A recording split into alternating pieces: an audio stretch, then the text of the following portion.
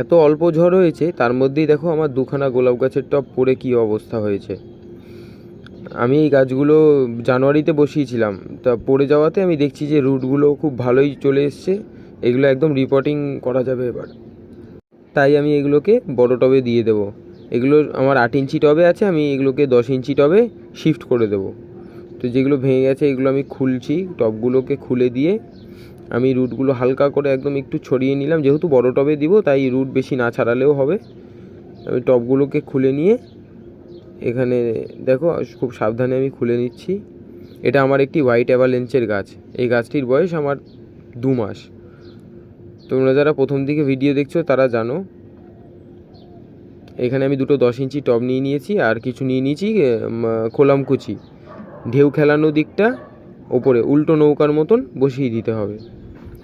3টে ফুটো করে আছে, 3টেতে আমি খোলামকুচি দিয়ে ঘ্যাস দিয়ে, আমি যেহেতু ঘ্যাসে করি গোলাপ গাছ, আমি ঘ্যাস দিয়ে দেখো দুটো পটিং করে জল দিয়ে দিয়েছি।